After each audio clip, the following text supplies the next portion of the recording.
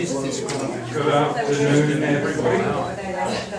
Hi, how you going? My name's Dash, and welcome to Parkside. I'm the manager here. It's a good turnout. I'd like to introduce Lyall Russell. He will be presenting the information for us this afternoon, and he's from or studied at Victoria University. I do want to point out that Parkside is apolitical, so this is not sponsored by any particular party. This is just providing you with the information for the referendum. Okay. It is anticipated it will take approximately an hour. I believe it's interactive. What I mean by that is that Lyall will be asking you to participate with some information. He'll explain.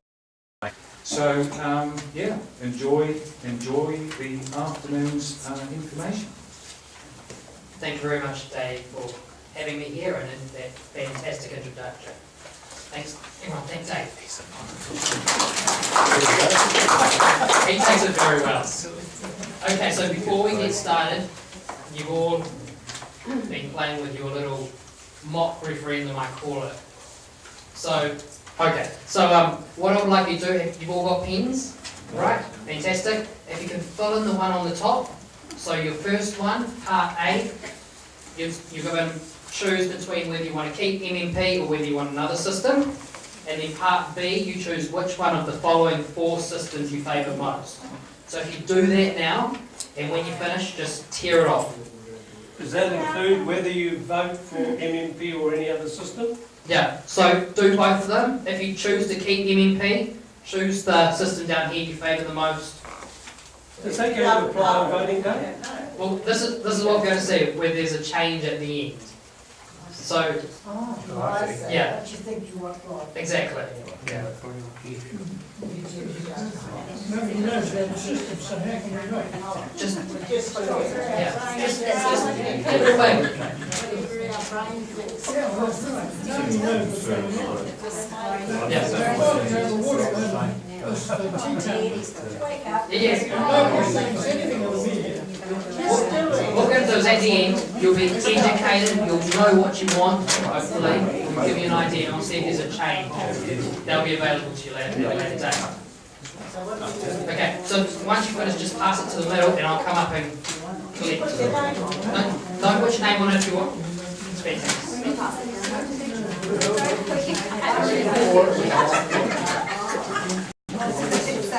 Say there's always one.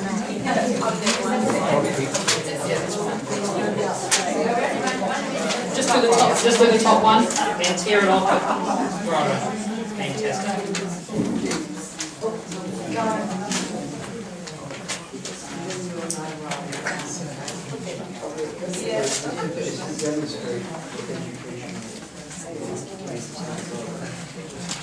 Okay. You're doing this as well? Just the top one.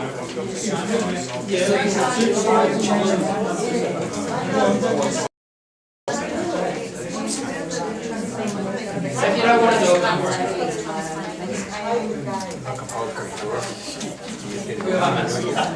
Yours is at the back. Just think if we change our mind after we listen to it. Then most people don't really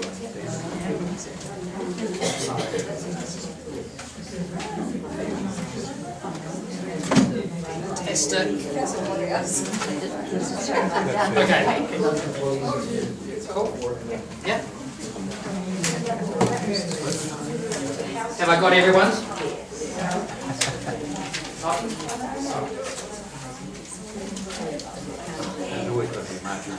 Thank you very much.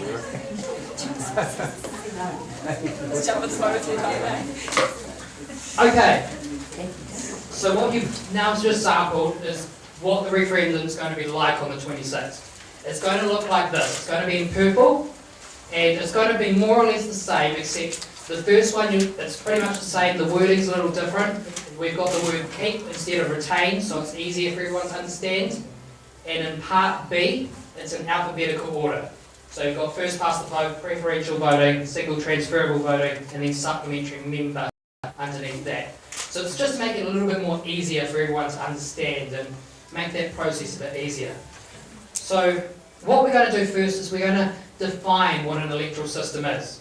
Because if you don't know what an electoral system is meant to do, well, yeah, good luck. So pretty much we've got a few quotes here, but these all sum up that an electoral system is a way that changes your votes that you cast, so the percentage of votes that a party gets or a candidate gets, the number of seats they have in Parliament. So it depends on how many votes, for example, the Labour Party gets will depend on how the system transfers their votes into seats in Parliament. So we're going to go over the systems. So these are all the electoral systems that we that are used around the world. And what we have from this side here is your least representative systems. So these are the ones where you have a more single party majority. And then you take it through to the other side here, where you have your more representative systems, where you have your smaller parties which make up your government. So, for example, MMPs over there, and we'll go through that in soon. So, to have a government, you tend to need at least 2 or 3 parties to get the majority. So these are the systems we're going to be talking about today. We've got first past the post, preferential voting, it's also known as alternative voting.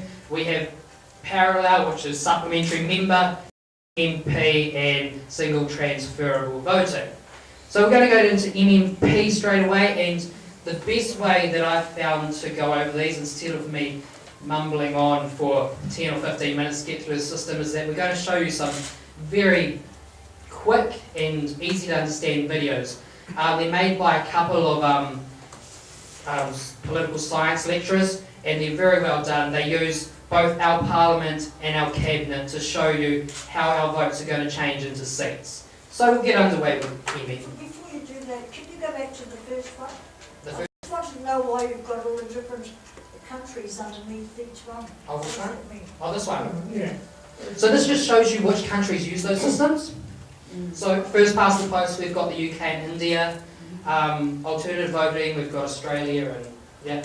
And so we're going to actually go through some examples today. So when we're looking at first past the post, we're going to look at New Zealand pre-MMP, and then we're going to look at the UK results. For preferential voting, we'll look at the Australian House of Representatives, and we'll go through those. Okay? Cool. So we'll get into MMP.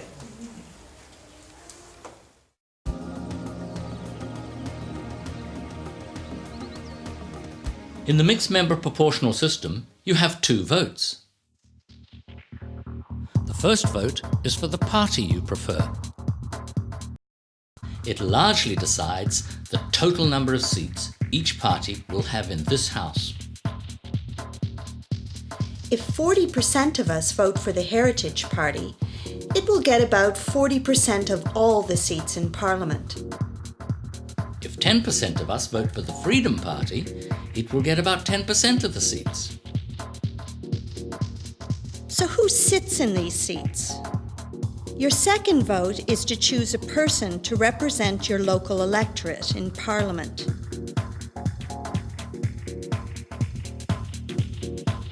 Under MMP, New Zealand is divided into 70 electorates. Whoever gets the most votes will become your local electorate MP. They don't have to get more than half to win.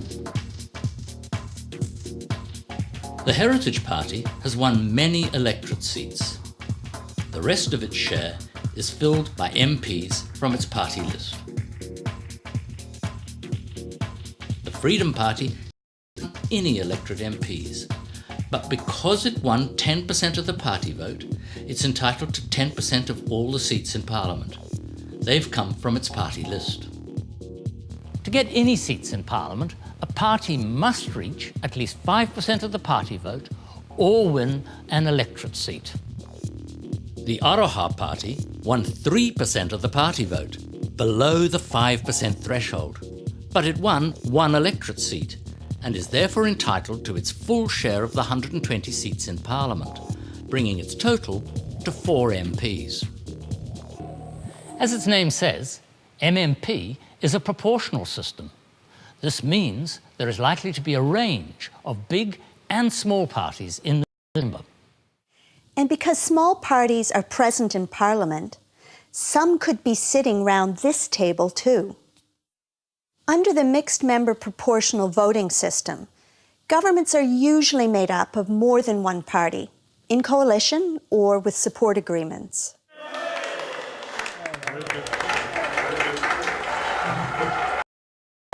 So was that easy to understand?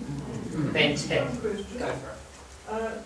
The last party, the Labour Party, you've got one elected seat, and there's four members of Parliament said that there's their fair share. How do you get their fair share? Okay, so to get any seats in Parliament, you either have to win 5% of the National Party vote, or you have to win an electorate seat. So, for example, all of our minor parties at the moment, with the exception of the Green, have got less than 5% of the vote last time, but they won an electorate seat. So, for example, the Axe Party, Rodney Hyde won Epsom last time.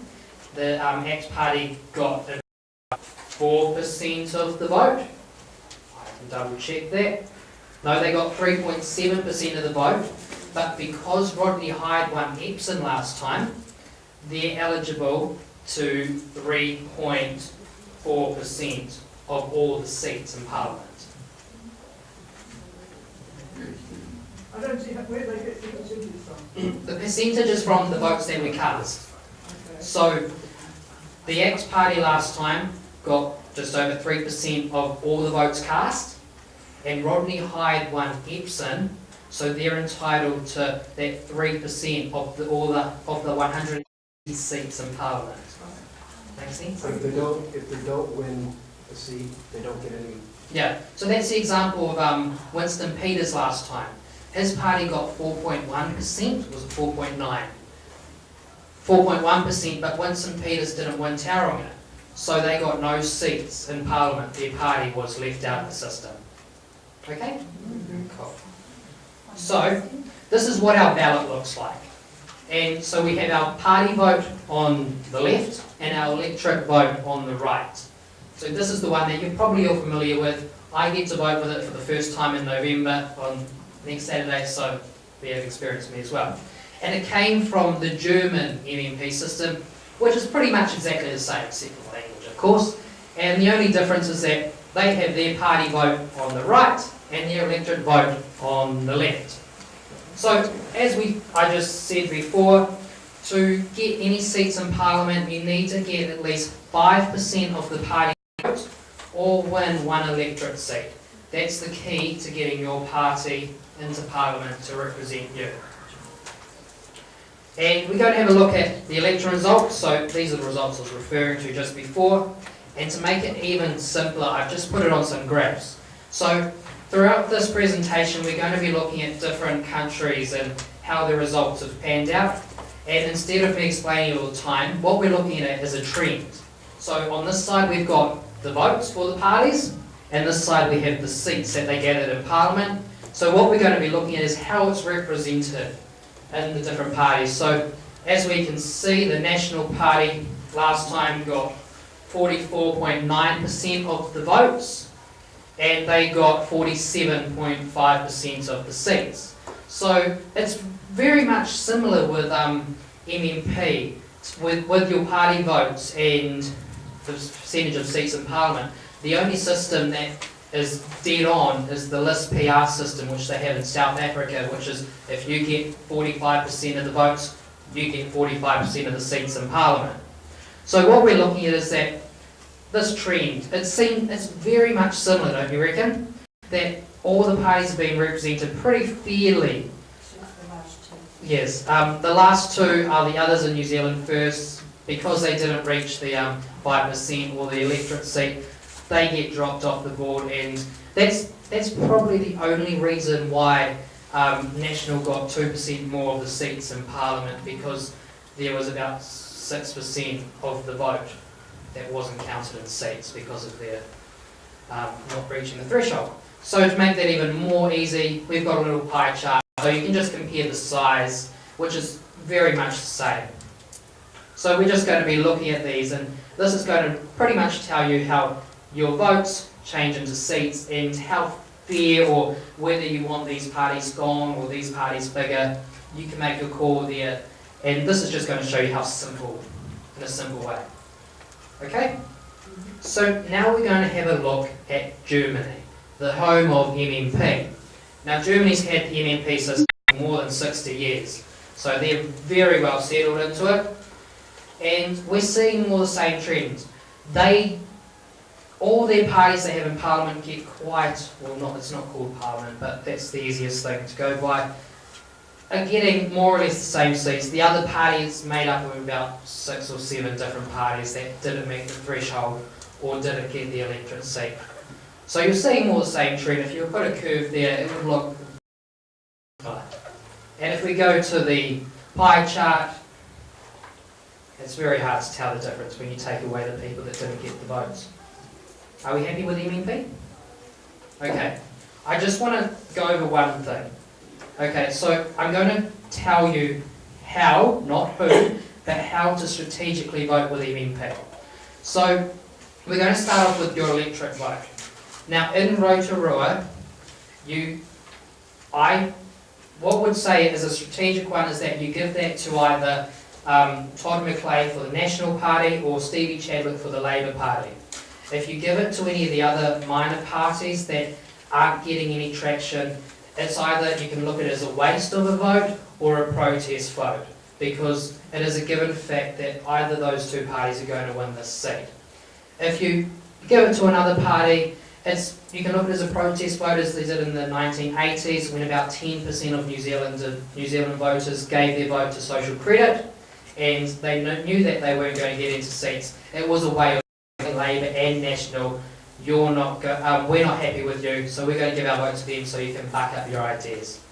And with your party vote, you choose the party that you agree with the most. So it can be any of the big parties or small parties. I would recommend only giving it to the party that you agree with the most. You don't have to give it to National or Labour as well, because that's what MMP is for. It's to have a government which is made up of smaller parties as well. Yes? Rotorua traditionally is a national seat. It was Labour when Chadwick first got in, but they changed the boundaries again, it reverted back to national. Right. So really there's not much point, we will never get change here. Yeah, well, no matter which way you vote, it's always going to stay. That's just what I see, because I haven't been looking at local politics for a long time. I remember Stevie Chadwick before the last election, and now we've got Todd McLeay, but I know that if Rotorua is going to change from the National, it's only going to go to Labour. It's not going to go to the Green Party or the Mana Party or the next party. Yeah, but it's still a die hard. Okay. Unless they change the boundaries again. And then, well, we're not going to get into that. We're going to talk about the systems today. Okay? Can I ask one question? Go for it. So if you vote for Labour or National, well, we'll make it National just to clarify. When it comes to the party vote, can we cut any party or? Yeah, you don't have to give the same vote on each side. So for your party vote, you choose whatever party you think represents you the most. So the party you agree with the most, and give them your vote, whether it be any of the small parties or the big parties. For your election vote, you're not going to find that the Greens aren't going to win in Rotorua. So there's not much of a point of giving it to them unless you're wanting to send a message either Labour or National, you're not up to our electorate vote. Okay? We happy?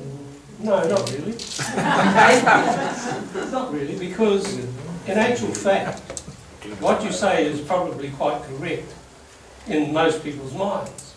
But in actual fact, parties can change even within a hardened whatever seat, whether it's a protest vote or otherwise.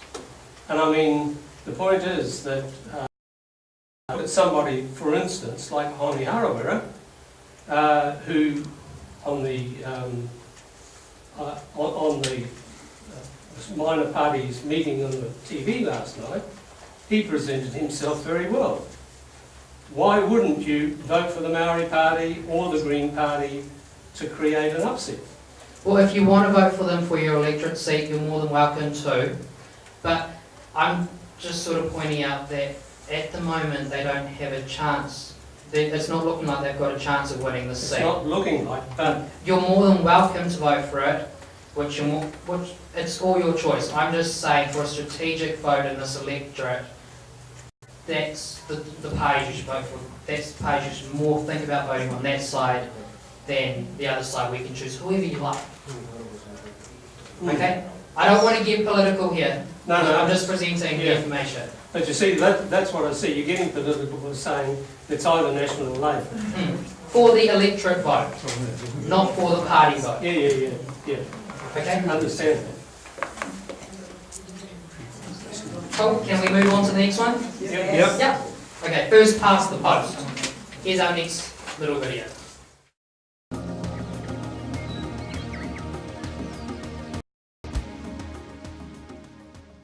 In the first past the post system, New Zealand is divided into 120 electorates.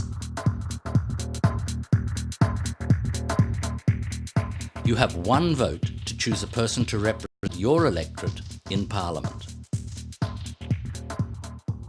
Whoever gets the most votes will become your local MP. They don't have to get more than half to win. If 10% of New Zealanders support Freedom Party candidates, they're unlikely to win most of the votes in any particular electorate.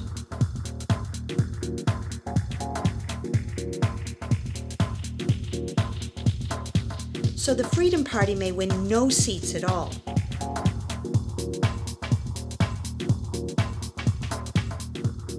Unless a lot of its voters happen to live in one electorate.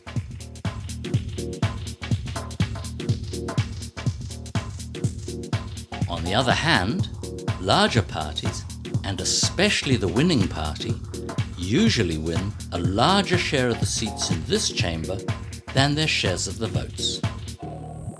This means that one party is likely to win more than half the seats here. And gets all the seats here, so will be able to govern alone. Coalitions or agreements with other parties are not usually needed. So, under first past the post, it's hard for small parties to win seats, making it easier for one larger party to govern on its own. Okay, so first past the post is very simple. It's the same part as MMP. It's the same part as MMP, but you get it's just your electorate vote. So you pick who you want to represent, and they go to Parliament to represent you. So if we look at New Zealand's '93 election, you can see that National and Labour were represented a lot higher than any of the other parties. So you can see the National Party got 35% of the vote on the head, and they got 50.5% of the seats in Parliament. So they were able to make that majority right there and then. Whilst Labour got 34.7%, so only 0.3% different from National, and they got 45.5% of the seats in Parliament. When you see that the Alliance Party and New Zealand First, even though they got completely different numbers, Alliance got 18.2% and New Zealand First got 8.4%, but they only both got 2 seats each because those are the electorate seats they won. And the other people, that's just the number of different parties that didn't get anywhere. And to put that into pie charts again, you can see the big change there. And that's what you want to look at, is whether the charts, and it's all done by percentages. Okay? And if we go to the UK, which is known as the home of the first past the post system, in their 2010 election, what we found here, which is quite interesting with first past the post, is that none of the 3 parties got 50%. So this is sort of a big thing where a first past the post government had to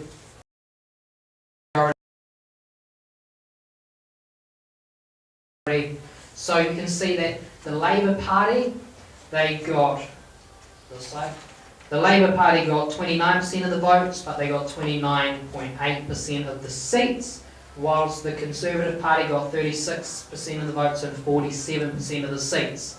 What we can see here is how first past the post is typically only a big party system, so the small parties tend to get forgotten. It's looking at the Liberal Democrats, who got 23% of the vote in the last election, but when it came to seats, they only got 8.8% of all the seats in Parliament. So that's because they didn't win the electorate seats. A lot of people in these other electorates voted for them, but it wasn't in the electorate that they won. So their votes sort of got dropped, and they didn't get all that representation in Parliament as the big parties did.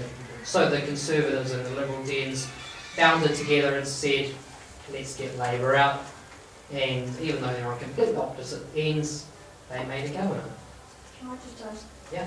Why was the percentage of vote of the one at the end got so many votes and nothing in the percentage of seats? Okay, so this is others. So this is like a whole heap of different groups. So the parties' names, I don't know what they are. They could be things from single party, so like legalise marijuana, or parties that just have one issue, they only get like maybe a few people, and it's just all grouped together. So it could be about 20 or 30 different little parties there.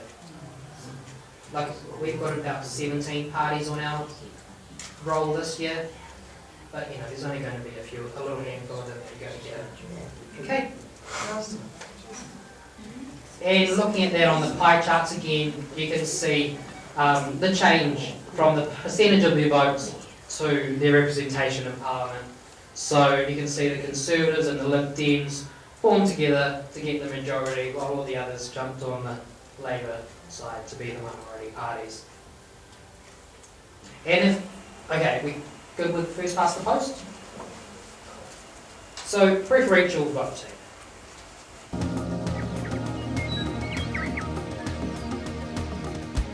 In the preferential voting system, New Zealand is divided into 120 electorates.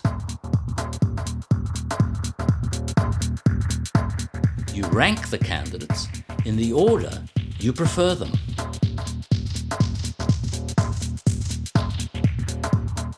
To win, a candidate must have the support of more than half the voters. If no one gets more than half the votes marked 1, then the candidate with the fewest first preference votes is dropped, and their supporter's second choice gets the votes. This continues until one candidate crosses the 50% line and becomes your electorate MP in Parliament.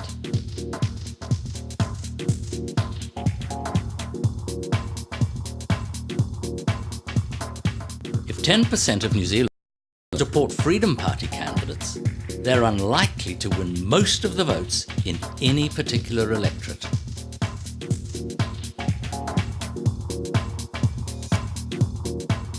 So the Freedom Party may win no seats at all, unless a lot of its voters happen to live in one electorate. However, even if your most preferred candidate doesn't win, your vote may help to elect your second or third choice.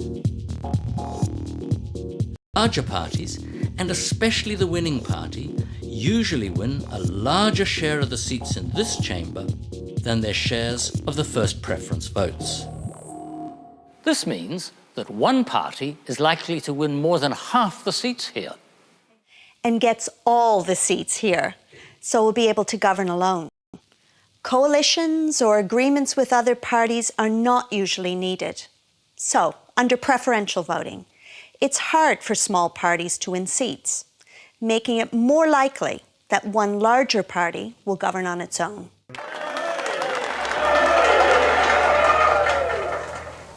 So preferential voting is very similar to first past the post in the way that the government's made up of just your local electorate. So who you vote in is the person that represents you, and there's 120 of them around the country, so they fill up the seats in Parliament. So the only way that it's different is that you get to rank them. Now, the Australian House of Representatives use this system, and from my understanding is that you have to rank all the candidates.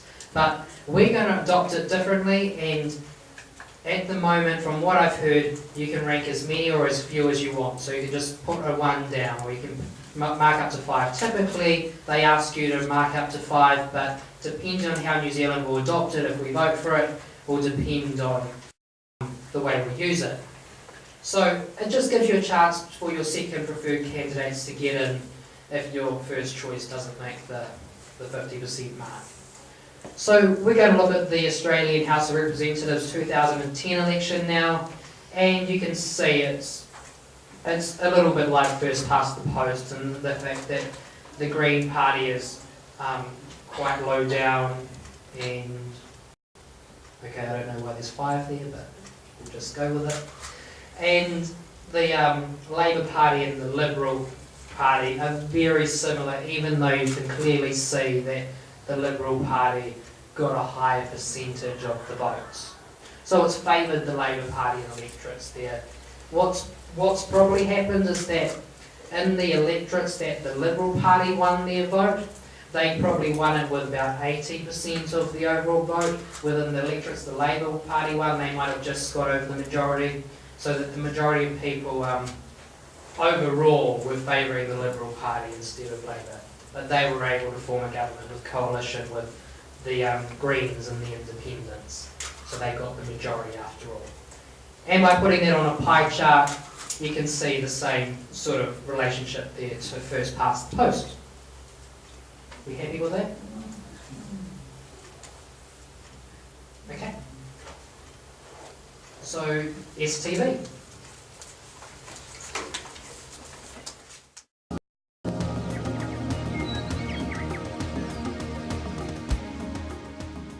In the single transferable vote system, New Zealand is divided into about 27 electorates. Depending on how many people live there, each may have between 3 and 7 MPs. Each party can have more than one candidate. To vote, you choose your most preferred candidate, and if you want, your second, third, fourth choice, as many as you like, from any party as well as independents.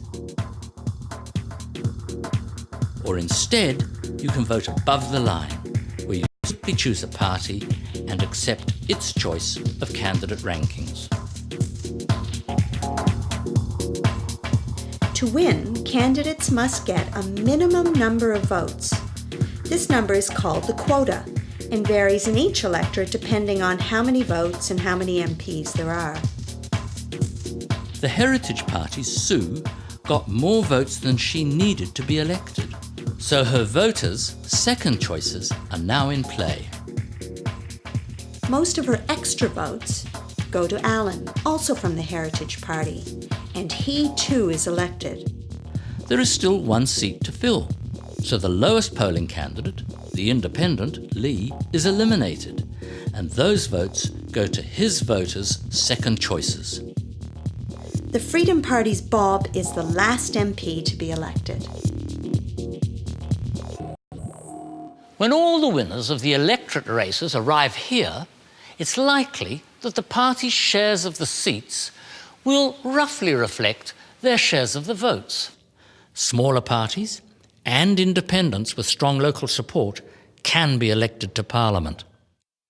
Because small parties are present in Parliament, some could be sitting around this cabinet table too. Under the single transferable vote system, governments are often made up of more than one party, in coalition or with support agreements.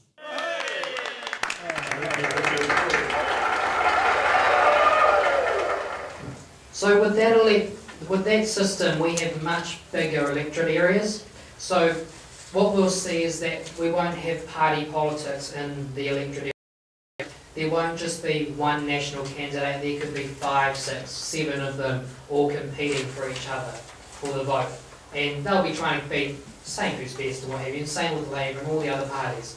So what we have there is a system where you might like one person in the National Party, then you might like another person in the Labour Party, and then you might say, well, that national guy I absolutely hate him, so I'm going to mark him as like number 12, or write down low and then put this one as number 1. You don't have to number them all, you just have to number a few. I know when you get your district health board electorate and you've got to go through these 12 people and try and figure out which ones you like, it's very confusing and what have you. This one, you have the choice of going through that system and learning about the candidates, or finding out which ones you favour best, giving them your top 5 or however many votes you want to give. Or if you just want to stick with your party, you pick your party and they choose the lineup. And they'll choose who's number 1 and who's number 12 or what have you. So if we go to the Australian Senate, which uses the STV system, and you can see the system is relatively fair, just like MMP, in the fact that they tend to be pretty much equal with the percentage of seats they get to the percentage of votes. And if we stick that on the pie chart again, really there isn't a lot of difference. Once you get rid of the others, which are the whole heap of little parties that didn't get in, this is pretty much equal. Okay? And then now we go to the Irish election results. And you can more or less see the same thing here. The trend sort of matches, I'm not going to pronounce names because I'll butcher them. And you can see most of those parties are represented. You can see the Green Party here didn't get any seats in the, any of the electorates, so they just sort of dropped out. And the rest of them are pretty much on call. Are we happy with that? And on the pie chart. Last system, supplementary member.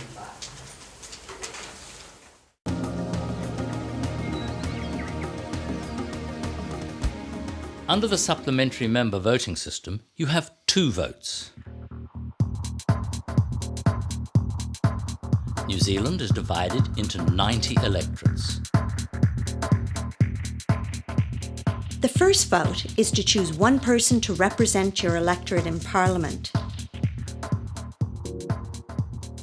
Whoever gets the most votes will become your local electorate MP.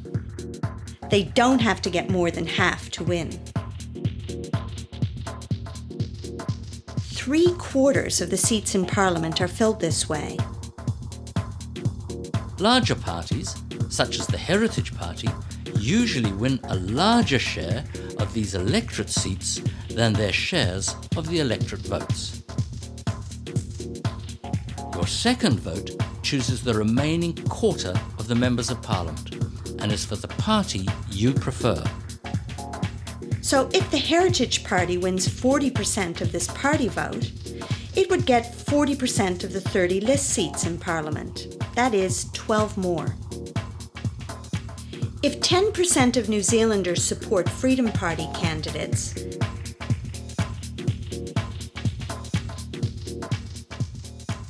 they're unlikely to win most of the votes in any particular electorate.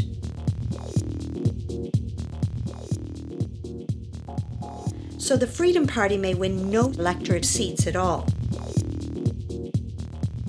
unless a lot of its voters happen to live in one electorate. If the Freedom Party wins 10% of the party vote, it will get 10% of only the 30 list seats in Parliament. It doesn't matter how many electorate seats it's won. This makes SM different from MMP, because under SM, the party vote is completely separate from the electorate vote and only decides 1/4 of the seats in Parliament. So, parties are likely to be represented in Parliament, but their total share of the seats here will usually be smaller than their share of the votes. One of the larger parties is likely to win more than half the seats here. So most of the time under supplementary member, it's likely there'll only be one party sitting around this cabinet table. But coalitions or agreements between parties may occasionally be needed.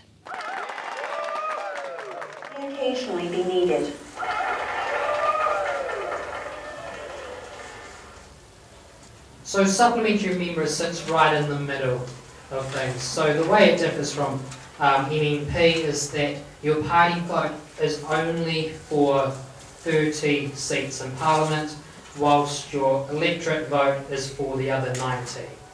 So that's how it differs when, with MMP, your party vote is for the overall numbers of seats, and the first number of those seats that you got are filled by your electorate members, and then the rest is filled from your list. So if we look at the Japanese House of Representatives who have this voting system, you can see that there is a little bit of over-representation with, for example, the Democratic Party, who got about 45% of the votes, but they got more than 60% of the seats. But when you look at the little parties, they're more or less on par. They're all in Parliament, or they're all in seats. They've all got elected seats, and they're all being represented in a very similar way to their number of votes. So there are going to be small parties in Parliament. And by putting the pie chart, you can see that the Democrats were very much overrepresented, but everyone's on the chart. Are we happy with the systems? Okay, so now we've gone over all of the systems on the referendum, and we're just going to have a little chat about the referendum itself. So, as I showed you at the start, this is what the referendum looks like. It's going to be nice and purple, and it's going to be very easy to understand. In the one that you've got in your hands, it says, I vote to retain MMP. Well, there was a lot of debate at the end of last year, at the start of this year, to make it easier, so now it says, I vote to keep MMP, and I vote to change to another system. And also, as I said at the start, it's all in alphabetical orders. The one that you've got in your hands is just pulled out of a hat. It's in any order at all. So, what will happen after... Okay, so I'll just finish this actually. So, you get to vote in both parts, or you can vote in Part A or Part B. It's best to vote in both parts. So, you simply choose, do I wish to keep MMP or do I wish to change? If you wish to keep MMP, tick here. If you wish to change, you tick here. If you want to keep MMP, that doesn't mean you're not allowed to vote in Part 2, because if the majority of people vote to change, well, you get a say of which one goes up against MMP. So that's your choice there. And we're going to have a look. So what happens after the referendum? Okay, so if half or more vote to keep MMP, we keep MMP, but it's going to be it's going to be sent off to the Electoral Commission to have a look whether there's things we want to change. So at the moment, the 5% threshold, do we want to lower that, make it higher? These people at the Electoral Commission are going to be completely independent. They're not going to be electoral officials. So the vote's not going to bother to them. They're going to make it look real fair. And they're also going to look at the list members and electoral members' seats as well. So, for example, here's an example. Shane Jones up north of Auckland there, he hasn't won the electorate seat that he runs for up there, but he gets in on the Labour list seat. So it's going to be looking at whether that's fair, he still gets in even though he lost his electorate seat, and whether the list can do that and what have you. And there'll be a number of other things, but this is just a small example of what you'll see. And if half or more people vote for change, well, Parliament will make a choice whether to put out a second referendum. They will do it, but they're not making the decision now, because if there's a change of government, so if there's a Labour government after the next election, the government doesn't want to concrete on this referendum, so they have to do it in 2014. But that's when it will be. It will be in 2014, and the way it's looking, both parties are going to do it, depending on who makes the government. And that will be a two-run, so it'll be between MMP and the system that gets the most votes in Part B. So what doesn't matter which system we're going to vote for. New Zealand is going to adopt it, and in our own unique way. So we're not going to do a complete clone if we vote for supplementary member as of what the Japanese do. It's not going to be a complete clone. We're going to adopt it in a way that these people in the Electoral Commission, or these independent folks, think is suitable for New Zealand. And the formulas are not going to be the same or overseas. It's all going to be changed in our own unique way. So it's not going to be a clone copy. And the things that aren't going to be an issue on this referendum is that there's going to be 120 seats in Parliament. because we vote for a different system is not going to change that, and there will always be the Maori seats. That's not going to change after this referendum. That's in another bill that isn't being touched at the moment. So now it's your time to vote again with your little referendums in front of you. Hopefully you've made a decision in some ways.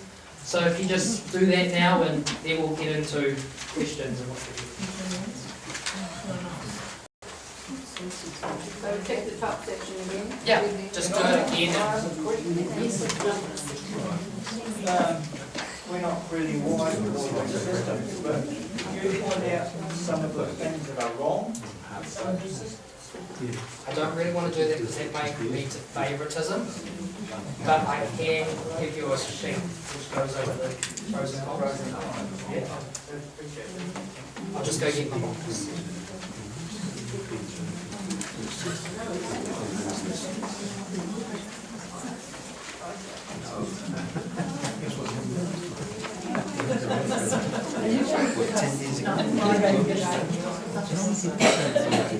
Did you want to vote on another one? If you just write this number, then you can make that one, just so I can match it up.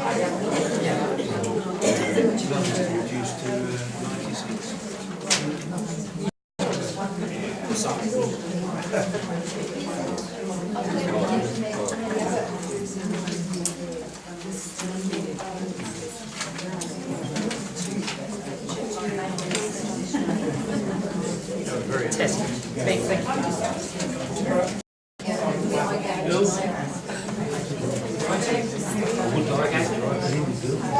That's my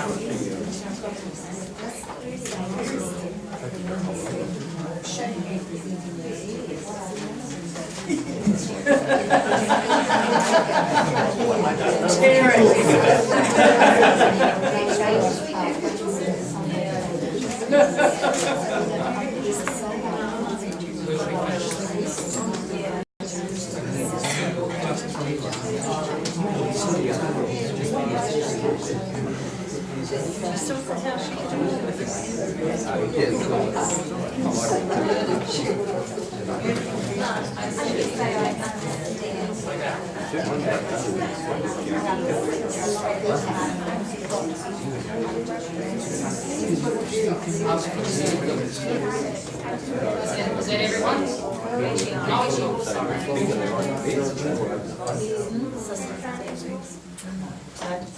Okay, thank you very much for doing that. Now, okay, I'm just going to skip. Okay, so you've just done that. I'm just going to skip the questions just quickly, but I'll come back to them.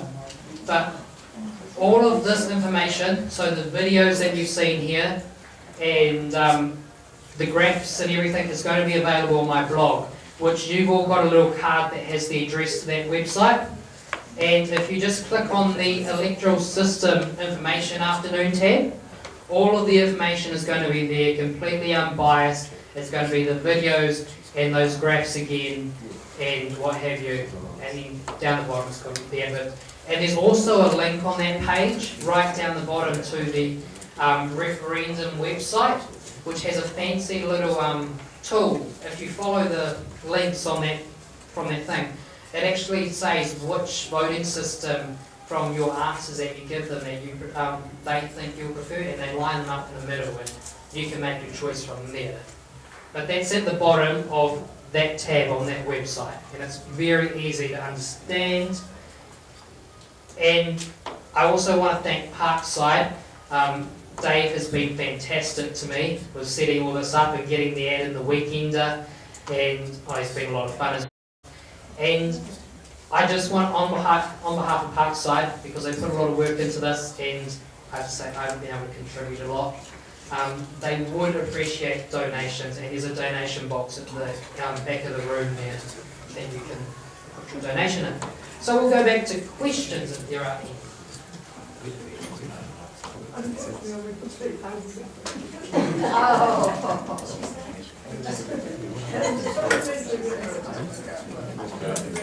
Supplementary member? Yeah.